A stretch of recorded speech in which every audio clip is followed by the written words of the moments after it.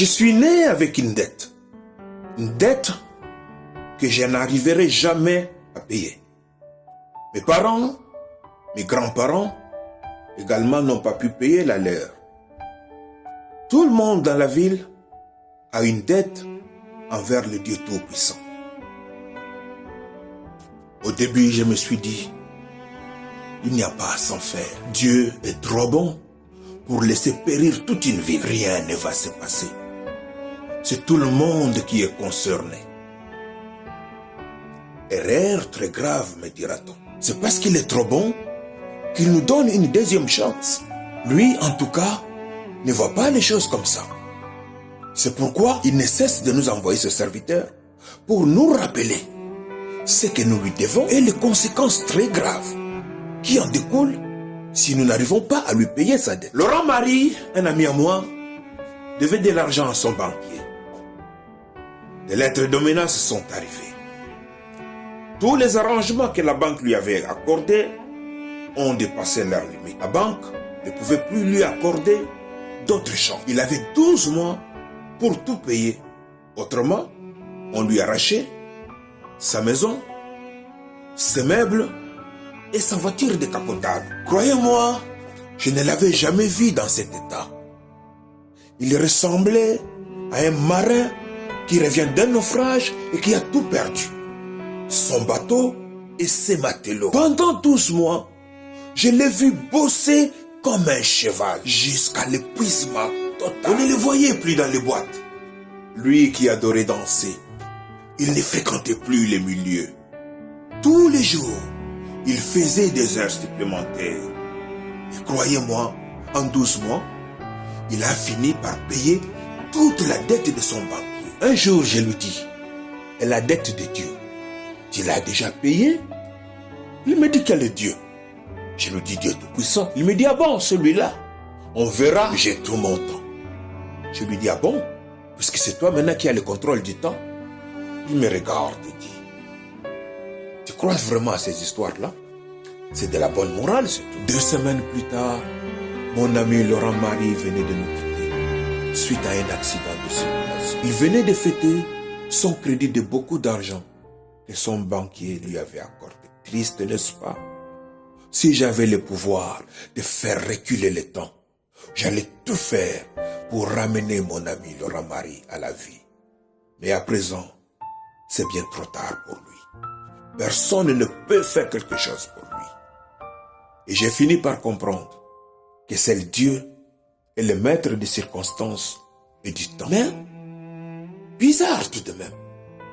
Beaucoup de gens ont peur de leur banquier.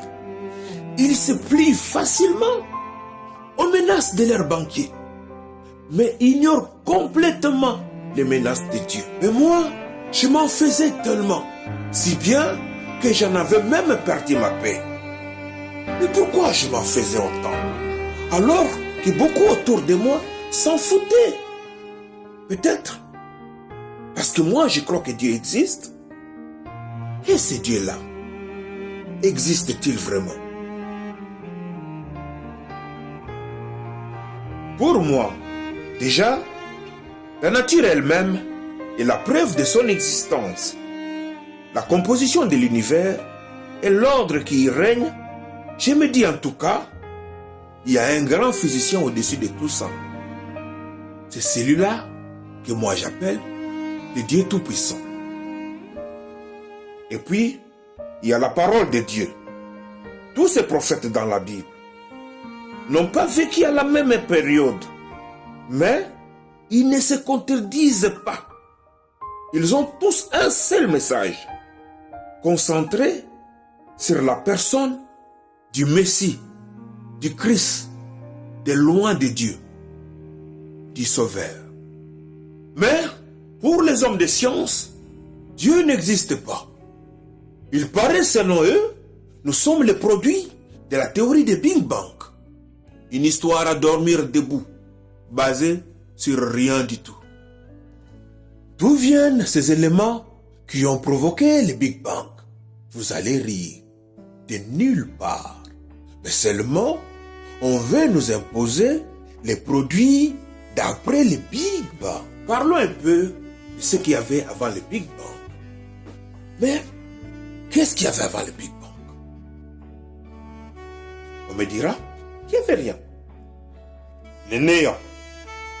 Or, la parole de Dieu dit qu'on ne donne que ce qu'on a.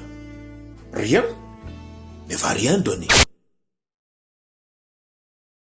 Et le néant ne peut donner que le néant.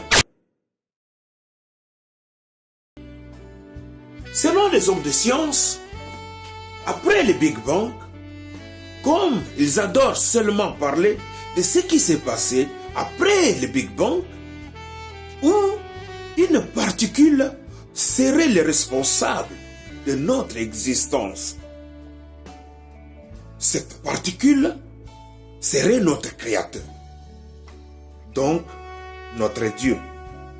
On l'a surnommé God Particle. La particule Dieu. Ils ont même tenté de recréer l'expérience du Big Bang au Centre européen de la recherche nucléaire, CERN,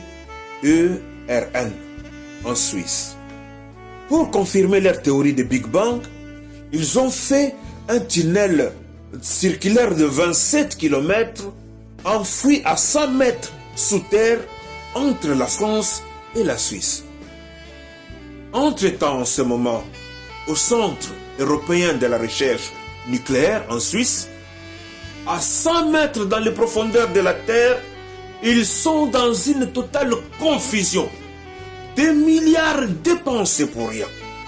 Leur expérience a échoué. Le boson de Higgs, qui est la particule élémentaire qui expliquerait la création de la matière, c'est-à-dire la masse, n'a pas été trouvé.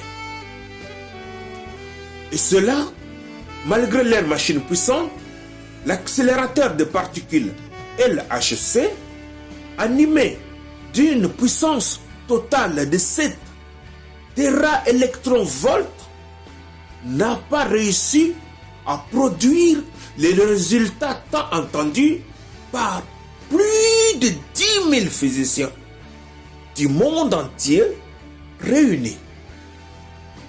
D'ailleurs, plusieurs physiciens ne sont plus sûrs de l'existence de cette particule nommée le boson de Higgs. Une vraie folie de grandeur. Imaginez s'ils avaient réussi. L'homme devenait lui-même le créateur de son Dieu, qui va encore l'arrêter, qui va le contrôler dans sa folie. Ça sera le vrai chaos.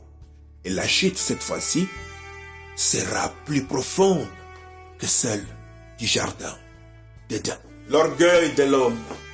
Encore une fois, l'orgueil de l'homme est en train de le perdre. Ça fait près de 10 ans qu'ils sont là-bas. Tout ça pourquoi? Pour prouver que Dieu n'existe pas. Et quoi encore?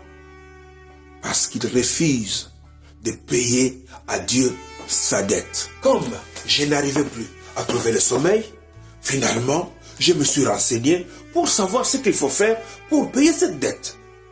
On m'a remis une liste de commandements à observer. Je me suis mis à les observer. Mais chaque jour, j'ai brisé 10 fois, 20 fois, 30 fois ces commandements. J'ai voulu savoir par qui ces commandements nous sont-ils parvenus.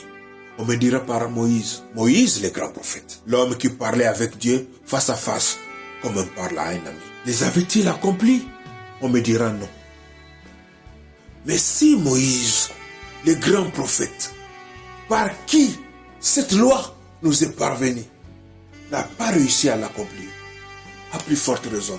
Et comme personne ne peut réussir, je me suis dit, pourquoi ne pas me résigner et faire comme l'oncle Daniel? L'oncle Daniel qui avait opté pour l'alcool. Il s'est dit, personne ne réussira. Pourquoi ne pas en profiter? Tous les soirs, il s'est saoulé la gueule. Et ça fait 40 ans qu'il le fait. Il a non pas seulement détruit sa vie, il a détruit la vie de sa famille. Non, je ne voudrais pas que pareille chose m'arrive. Quant à mon grand-père, ce n'est pas la peine d'en parler. Il est trop attaché à sa tradition. Il pense qu'un morceau de bois, taillé par la main des hommes, et à la forme d'un visage humain, est le responsable de tout ce qui nous arrive dans la vie. Moi, j'ai trop de respect pour la tradition de mes parents. Mais je pense qu'il est question ici de quelque chose beaucoup plus grand que la tradition elle-même. Ce Dieu-là dont il est question ici est plus grand que toutes les traditions des hommes. Ce Dieu-là est plus grand que toute la sagesse humaine. Ce Dieu-là est plus grand que tout l'univers. Lui qui a fixé les étoiles et les planètes pour qu'elles ne se touchent pas. Lui qui a donné des limites à la mer pour qu'elle ne déborde pas.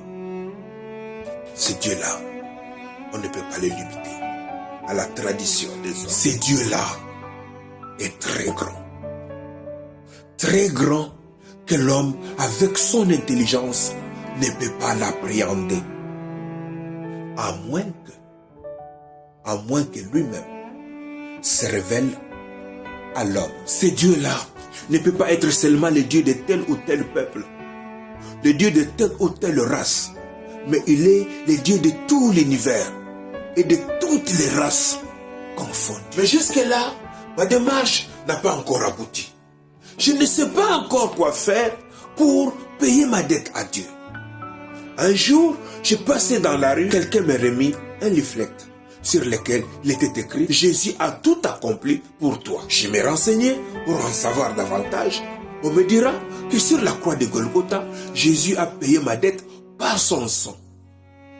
Et en même temps, il avait accompli la loi pour moi. Cependant, ce sont nos souffrances qu'il a portées. C'est de nos douleurs qu'il s'est chargé. Et nous l'avons considéré comme puni, frappé de Dieu et humilié. Mais il était blessé pour nos péchés, brisé pour nos iniquités. Le châtiment qui nous donne la paix est tombé sur lui. Et c'est par ces maîtrisures que nous sommes guéris.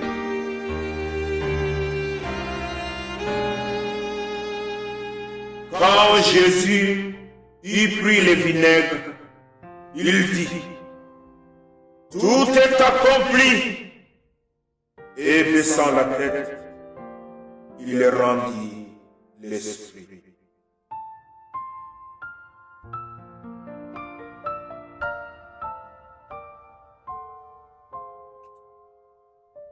Il a fait tout ça pour moi.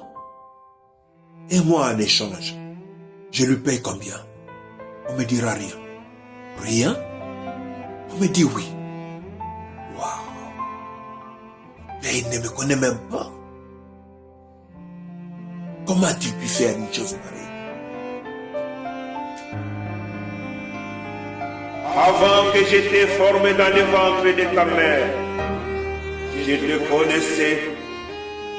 Et avant que tu sois sorti de son sein, je t'avais consacré et je t'avais établi prophète des nations. Pourquoi a-t-il pris un tel risque pour moi? On me dira que c'est par amour qu'il avait fait cela. Il m'a aimé et il m'a établi. Alors, je me dis qu'il me fallait faire quelque chose pour lui. Mais quoi? On me dira rien. Sinon, l'accepter comme le seul Seigneur et Sauveur de ta vie. J'ai dit rien que ça. On me dit rien que ça. Alors, je lui dis, Jésus, je t'aime. Je t'accepte comme le seul Seigneur et Sauveur de ma vie. Je te donne ma vie entière. Je viens me rendre à toi. Fais de moi tout ce que tu veux. Je veux te servir et dire à tous ceux qui ne te connaissent pas tout ce que tu as fait pour moi et combien tu les aimes. Et plus je lui parlais, plus son affection gagnait tout mon être. Oh mon bien-aimé, aujourd'hui c'est ton jour. Il ne faut pas attendre très longtemps. Jésus-Christ t'aime et il veut te sauver. Sur la croix de Golgotha, il a payé ta dette. Et aujourd'hui, il a besoin de toi. Si tu entends sa voix, n'endurcis pas ton cœur.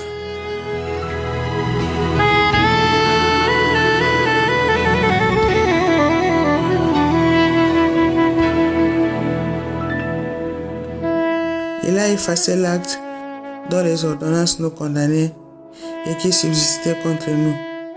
Il l'a détruit en le clouant à la croix. Il a dépouillé les dominations et les autorités et les a livrées publiquement en spectacle, en triomphant d'elles par la croix. L'amour de Dieu a été manifesté envers nous en ce que Dieu a envoyé son Fils unique dans le monde afin que nous vivions par lui. Et cet amour consiste non point à ce que nous avons aimé Dieu, mais à ce qu'il nous a aimés et envoyé son Fils comme victime expiatoire pour nos péchés.